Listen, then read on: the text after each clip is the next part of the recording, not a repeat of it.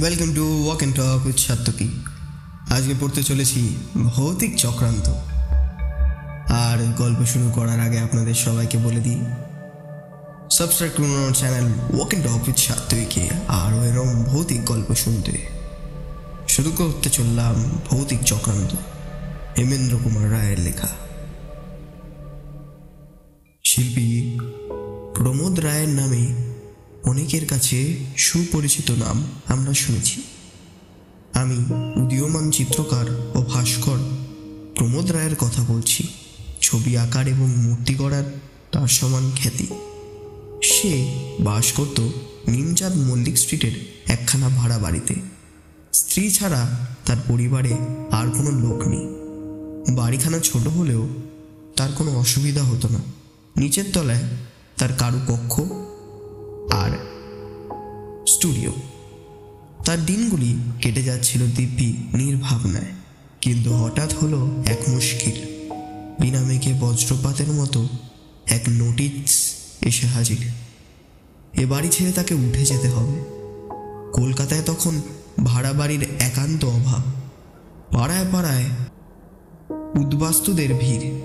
মোটা টাকা সেলামি এবং দ্বিগুণ চতুর্গুণ ভাড়া দিতে চাইলেও খালি বাড়ি পাওয়া ভার হয়ে উঠেছিল।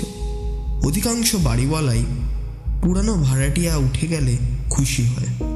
নতুন ভাড়াটিয়া বসিয়ে বেশি লাভ করার লোভে প্রমোদ বাড়িওয়ালার দাবি সহজে মানতে রাজি হলো না। বাড়িওয়ালা নালিশ করল, মামলা হলো এবং মামলায় হেরে গেল প্রমোদই। বাড়ি ছাড়বার জন্য সে সময় পেল মাত্র 1 মাস। ইতিমধ্যে ঘটতে লাগলো অদ্ভুত সব কাণ্ড। প্রমোদের ঠিক পাশের বাড়িতে থাকত নরহরি দাস। মফস্বলের লোক, কলকাতায় বাস করত ব্যবসা সূত্রে। মাঝখানে একটা পাঁচিল টপকালে তাদের বাড়ির ছাদ থেকে অনায়াসে প্রমোদদের বাড়ির ছাদে উপরে এসে পড়া যেত। নরহরির চেহারাখানি ছিল আদর্শ গদিওয়ালাদের মতো। মোটা সোটা, বেটে সেটে কালো দেহ, চাঁদের মতো গোলাকার মুখ, সাজগোজ তথাই বছর। সে পরম বৈষ্ণব। মাথায় চৈতন্য চুটকি, কপালে ও নাসিকায় তিলক কমটির চিহ্ন এবং কণ্ঠদোষে 3 সার তুলসীর মালা। অথচ তার অত্যন্ত দহরম মহরম ছিল মহাশক্তি ভৈরব ভট্টাচার্যের সঙ্গে। ভৈরবের চেহারা ছিল লম্বায় চওড়ায় দশাশয়। হাস্য ছিল অট্টহাস্যের মতো এবং বাক্য ছিল হুঙ্কারের মতো। তান্ত্রিক ক্রিয়া ছিল তার পেশা। মদ আর মাংস ছিল তার প্রধান পানীয় ও খাদ্য। কিন্তু চেহারায় ও চরিত্রে আকাশ পাতাল তফাৎ থাকলেও ভৈরব ও নরহরি দুজনেরই নেশা ছিল এক, এবং সেটা হচ্ছে দাবা খেলা। রোজ সন্ধেবেলায় নরহরি তাম্বুল চর্বণ করতে করতে এবং ভৈরব তামাকু টানতে টানতে দাবাগড়ের ছকের সামনে এসে খেলায় বিভয়ে যেত। সে সময় তাদের দেখলে লোকে বলা বলি করত, এও যখন সম্ভবকর তখন বাঘে আর গরুতে মিলনই বা অসম্ভব হবে কেন? কিন্তু এমন মিলনেরও ঝগড়া পড়ল। আচম্বিতে মেনিনজাইটিস রোগে নরহরি হল গতাশু এবং সে বাড়ি ছেড়ে দিয়ে চলে গেল তার পরিবার বর্গে। ভেঙে গেল সেখানকার দাবাবরের সন্ধ্যার আসর। নরহরি মহাপ্রস্থানে ভৈরব ভট্টাচার্য দুঃখ পেল বটে, কিন্তু পরম আনন্দ লাভ করল তার বাড়িওয়ালা ক্ষেত্র বা খেতু মল্লিক। নরহরি ভাড়া দিতে মাসিক 50 টাকা। খেতু মল্লিক এখন জো পেয়ে দাবি করে বসল এককালীন 1000 টাকা সেলামি এবং মাসিক 150 টাকা ভাড়া। দিনকাল যা পড়েছে তার দাবি নিশ্চয়ই অপূর্ণ থাকতো না। এমনকি হবু ভাড়াটিয়াওয়ারা আনাগোনাও শুরু করে দিল। কিন্তু সহসা সংঘিত হলে এই রোমাঞ্চ অভূতপূর্ণ ঘটনা। এক পূর্ণিমা রাতে পথ দিয়ে চলতে চলতে নরহরিদের পরিত্যক্ত তালাবন্ধ খালি বাড়ির বারান্দার দিকে তাকিয়ে বদন চাটুর্যে দেখল এক বিস্তর্ষ দৃশ্য। বারান্দায় এক পাশে চুপ করে দাঁড়িয়ে আছে মুখে সর্বাঙ্গে সাদা কাপড় ঢাকা এক সন্দেহজনক মূর্তি। বদন চেঁচিয়ে বলল, কে ওখানে দাঁড়িয়ে?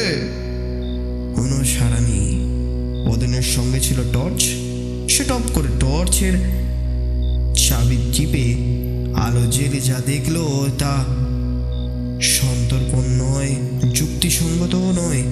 সে মূর্তি হচ্ছে নরহরি দাসের।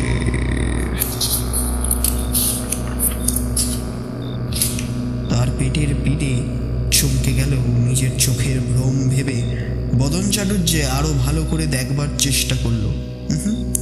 মোটেই চোখের ভ্রম নয়, ও মুখ অবিকল নরহরি দাসের। ভয়ে সাদা হয়ে গেল বদনের বদন। ঠক ঠক করে কাঁপতে কাঁপতে বলে পাড়া কাঁপানো চিৎকার করে সে ঘন্টায় 20 মাইল বেগে দৌড়ে মারল নিজের বাড়ির দিকে। বলা বাহুল্য, খবরটা পাড়ার ঘরে ঘরে রটে যেতে দেরি লাগলো না। খেতু মল্লিক তেলে বেগুনে জ্বলে উঠল, বলল, বদনা বেটা ভিঞ্চি দিতে চায়। নরহরি ছিলেন পরম বৈষ্ণব মানুষ। তিনি এখন গোলকধামে বসে মনের সুখে বিশ্রাম করছেন। কোন দুঃখে আবার এই ছাই পৃথিবীতে ফিরে আসবেন? কিন্তু নরহরি যে এখনো সশরীরে বিরাজ করেছে তার এই ভাড়া বাড়িতেই পাড়ার আরও কেউ কেউ তারও তো অকাট্য চাক্ষুষ প্রমাণ পেল। তবে দিনের বেলায় তাকে দেখা যায় না, এবং দিনের বেলায় তাকে দেখবার আশাও কেউ করে না। ফলে দাঁড়ালো এই, প্রথমত নরহরির বাড়ির সম্মুখে দিয়ে লোকে রাত্রে পথ চলাই ছেড়ে দিল। দ্বিতীয়ত হবু ভাড়াটিয়ারা খেতু মল্লিককে একেবারেই বয়কট করলো। বিনা ভাড়াতেও নরহরির বাড়িতে বাস করবার মতো লোক আর পাওয়া যাবে বলে মনে হয় না। অবস্থা যখন এই রকম, ঠিক সেই সময় তান্ত্রিক ভট্টাচার্য এসে বাসনা প্রকাশ করল। বাবু, নরহরিদের বাড়িখানা আমি ভাড়া নিতে চাই। নিজের কানকে বিশ্বাস করতে না পেরে খেতু মল্লিক বলল, তাই নাকি? বাবু, আমি হচ্ছি তন্ত্রসিদ্ধ মানুষ। বৈষ্ণবের পেত্রাত্মা আমাকে দেখলেই ভয়ে পিছু টান দেবার পথ পাবে না। খেতু মল্লিক তাড়াতাড়ি বলল, ঠিক আছে ভট্টাচার্য, তোমার সঙ্গে আমিও একমত। কিন্তু আমি হচ্ছি গরিব, মাসে 30 টাকার বেশি ভাড়া দেবার শক্তি আমার নেই। বেশ বেশ, তাই সই। নরহরির বাড়িতে এসে জাকিয়ে বসল ভৈরব ভট্টাচার্য। সত্য সত্যই মনে মনে তার দৃঢ় বিশ্বাস ছিল বৈষ্ণবের বেতাত্মা কিছুতেই শাক্তের নিকটবর্তী হবার সাহস প্রকাশ করতে পারবে না। যখন প্রথম 2 রাত্রির মধ্যে নরহরি চৈতন্য চুটকি পর্যন্ত দেখতে পেল না, ভৈরব তখন পাড়ার বাড়িতে গিয়ে তন্ত্রের অপূর্ব মহিমা সম্বন্ধে জোর গলায় বক্তৃতা দিতে লাগলো। তারপরেই এলো অমাবস্যা রাত্রি। দোতলার একটি ঘরে পূজার উপকরণ নিয়ে অসনসীন হলো ভৈরব চাটুর্যি। নরহরির ভয়ে পথে নির্জন কোথাও টু শব্দ পর্যন্ত শোনা যায় না। বাইরে ঘুটঘুটে অন্ধকার রাত।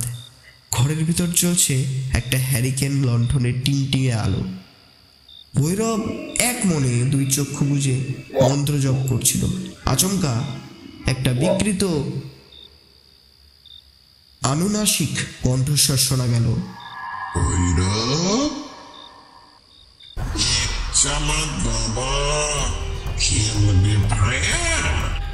ভয়ঙ্কর চমকে গিয়ে ভৈরব চোখ খুলেই দেখে ঘরের দরজার কাছে পা থেকে গলা পর্যন্ত ধবধবে সাদা কাপড়ে মুড়ি দিয়ে দাঁড়িয়ে আছে স্বয়ং নরহরি ছাড়া আর কেউ নয়। ভৈরবের সবচেয়ে ভয় বেশি চিনতে নরহরিকে। তার চোখের ভ্রম হওয়ার জো নেই, তারপর আর কিছু নয়, বিরাট এক আর্তনাদ এবং ভৈরবের মাটিতে পড়ে যাওয়া ও মূর্ছা। খেতু মল্লিক হতাশভাবে স্থির করল, এই ভুতুরে বাড়িখানা ভেঙে ফেলে একেবারে নতুন বাড়ি তৈরি করব। কিন্তু হঠাৎ যখন শিল্পী প্রমোদ রায় এসে নরহরির বাড়িখানা ভাড়া নিতে চাইল, তখন খেতু মল্লিকের চেয়ে বিস্মিত লোক পৃথিবীর আর কেউ ছিল না বোধহয়। প্রমোদ বলল, কলকাতায় খালি বাড়ি দুর্লভ, অথচ বাড়িওয়ালার হুকুমে আর 1 সপ্তাহের মধ্যে আমাকে উঠে যেতে হবে। সুতরাং আমার অবস্থা বুঝতেই পারছেন তো। খেতু মল্লিক বলল, বেশ বাবা, আমি বেশি ভাড়াও চাই না। তুমি মাসে মাসে 25টি টাকা দিও। তাহলে এই 25 টাকা অগ্রিম নিয়ে 3 বছরের করার আমাকে চুক্তিপত্র লিখে দিন। আচ্ছা।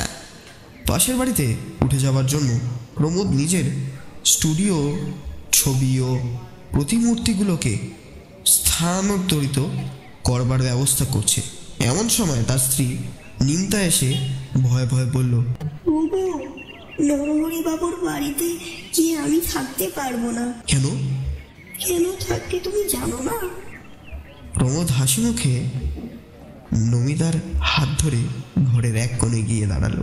তারপর একখানা সাদা চাদর একধারে সরিয়ে নিতেই দেখা গেল একটা ঘরের কাঠামোর উপরে বসানো রয়েছে নরহরির রং করা মাটি দিয়ে গড়া মুখমণ্ডল। নমিতা হতভম্ব। প্রমোদ বলল, আমি হচ্ছি ভাস্কর। নরহরির মুখ আমি অনায়াসেই গড়তে পেরেছি। পাঁচিল টুপকে পাশের বাড়িতে যাওয়াও আমার পক্ষে কঠিন হয়নি। আমাকে সাহায্য করেছে আবছা রাত, মানুষের স্বাভাবিক ভয় আর কুসংস্কার। কেমন লাগলো এই গল্পটি? ছোট্ট গল্প, বুদ্ধির গল্প। আরও এরকম গল্প শুনতে সাবস্ক্রাইব করুন আমার channel walk and talk with সাত্বিকে। ধন্যবাদ।